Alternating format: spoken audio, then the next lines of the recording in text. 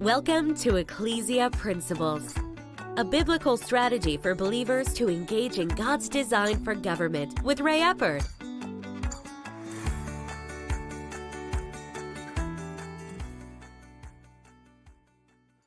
Hello, glad you could join us again today. We're going to continue this week on our same overall topic as we had last week, and that is what I'm not saying. A lot of times when we get looking into teaching from the Word of God on the Christian's responsibility regarding government and then implementing biblical principles into government, then a lot of times people take it so many different directions and actually take it further than the Bible is actually teaching it to be taken. If you would, as we referenced last week, there are boundaries that God has established in this. Now, when those boundaries are ignored, they do create problems. If you would, the ignoring of the boundaries that the Word of God teaches is what created the Holy Roman Empire. If you would, part of what we're not saying is we're not advocating something like the Holy Roman Empire, where, if you don't remember from school, the Roman Empire fell apart. The barbarians overran Rome. It was becoming fragmented, and especially Europe, broke up into a number of different kingdoms. Very similar to the nations that we deal with today in Europe, only they're broken down even further now.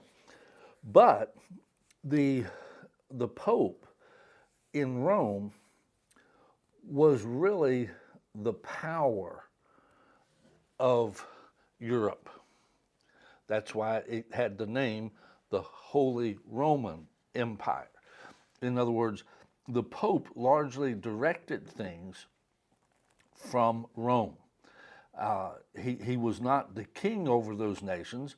Those nations had their own kings, but yet, because of the ignoring of boundaries, then they had to accommodate what he said just because he was the Pope. It wasn't about whether it was biblical or scriptural or anything like that, which is a violation, because as we've stated, the church is one jurisdiction, civil government is another jurisdiction.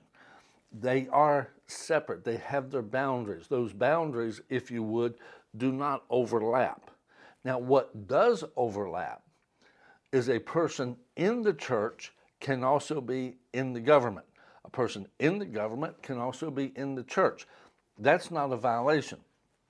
But at that point, and I'll just throw this out, our text today we're going to read is in Matthew chapter 16, and we'll read verse 18. The jurisdiction that God has established, again, he created four: self-government, family government, civil government, church government. At that point, each one of them have a boundary. Ultimately, that's what a jurisdiction is. It is the territory or the areas, whether it's a physical territory or not. It can be a subject matter territory. Every jurisdiction has boundaries, that things that fall within its boundaries, things that are outside of its boundaries. And ultimately, our founding fathers, in establishing our Constitution and even the Declaration of Independence, which is a founding document, it provides guidance to us. But particularly, what is known as the Bill of Rights identifies the boundaries of civil government. It identifies the boundaries of civil government. Every jurisdiction has boundaries. There are things that it does not have jurisdiction over. See, even though the Word of God says things about the individual self-government, the church doesn't do away with the self-government jurisdiction. Each person still has their own decision to make. You know, Paul, in talking about giving, he said, let each one give as he purposes in his heart. Now, he went on to say, he who sows sparingly will reap sparingly. He who sows bountifully will reap bountifully. But he didn't tell him, so you better be giving a whole lot. He didn't do that. He said, let each one give as he purposes in his heart. The church is to teach the truth of the Word of God and is to encourage the implementation of that truth.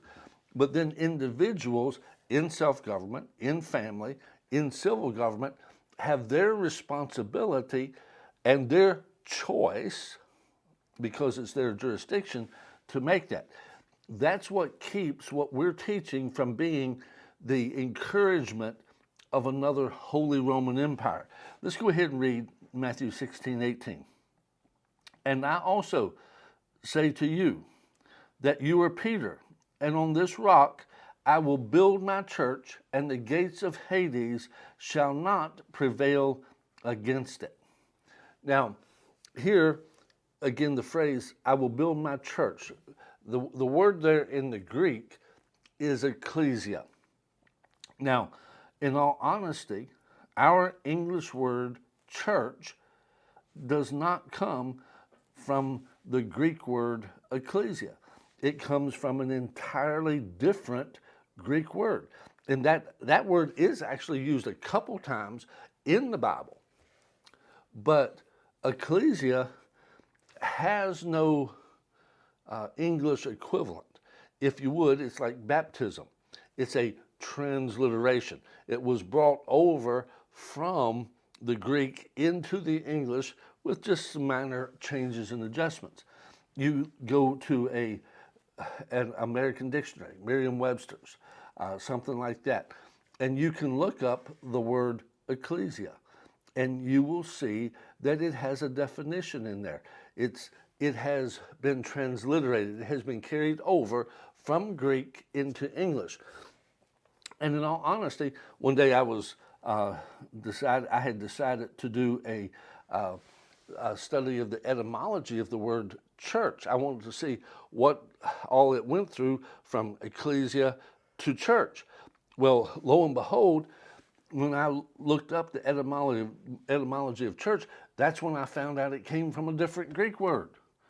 And I was shocked, because I've always been told the Greek word for church was ecclesia, and it's not. It's just where the ecclesia was, they put the word church. Now, if you go to an American dictionary, you will find that in the time of Jesus, especially you go to one that gives a little bit more background, in the times of Jesus, in ancient times, the primary meaning of the word ecclesia was the name for the legislative body of the Greek city-states. So now, with this, isn't it strange, in talking to Peter, he said, who do men say that I am? And they said, oh, one of the prophets and so forth. And then he said, but who do you say that I am? Peter said, thou art the Christ, the Son of the living God. Verse 17, Jesus said, flesh and blood has not revealed this to you, but your Father from heaven has revealed it to you. And he said, I'll say also to you that you're Peter, and on this rock I will build my ecclesia. I will build my legislative body. And if you look at verse 19, where he goes into whatever, he said, I'll give you the keys of the kingdom. You bind, it'll be bound. You loose, it'll be loosed. That's what legislative bodies do. They allow things or they disapprove things. all Jesus' terminology here fits with the concept of a legislative body. Now, it does down below have a meaning of assembly, but for lack of a better phrase, Bible scholars decided to use the lesser meaning by and large because they just didn't think this other was right. But the other was the actual primary meaning of the word ecclesia, a legislative body of the Greek city-states. Now, with this, you see, some of that could be where the whole concept of the Holy Roman Empire came into being, that the church was to legislate. But see, in doing that, anytime we build just off of one verse, then we're prone to error. We have to have all of the verses in harmony. Doing it that way, again, violates the other jurisdictions. It violates self-government. See, under the Holy Roman Empire, the Crusades took place. The Inquisition took place. There were violations of self-government.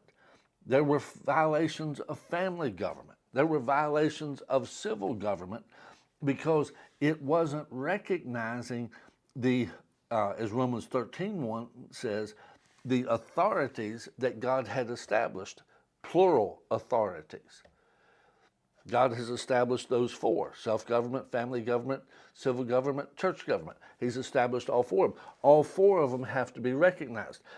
Our founding fathers of this nation, particularly in the Bill of Rights, recognized all of those groups.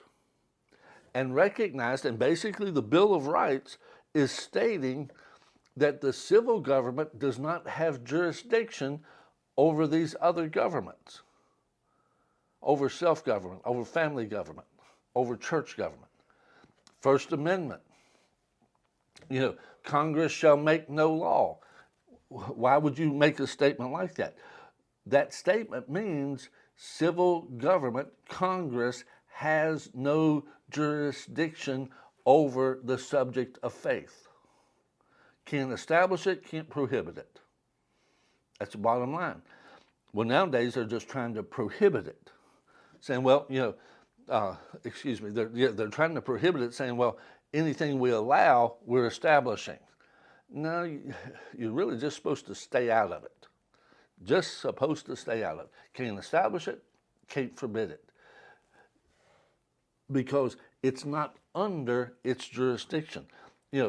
I love the United States. I love America. And I love our Constitution.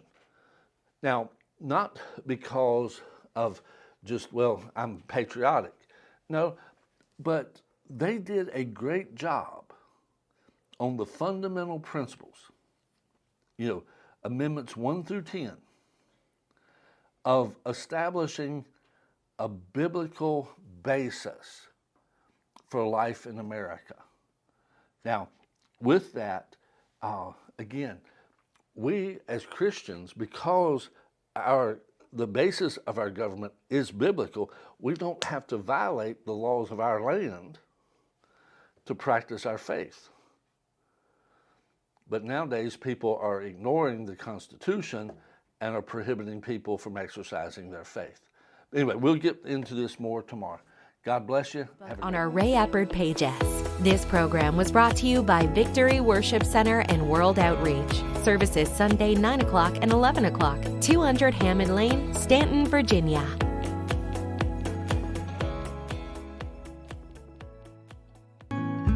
To everything, there is a season, a time to plant and a time to harvest. Ecclesiastes 3:1-2. Augusta Seed is an independent, family-owned and operated seed company located in the Shenandoah Valley of Virginia. They provide quality seed, first-class genetics, and affordable prices. Get your seed and start planting today. Contact Augusta Seed online at augustaseed.com.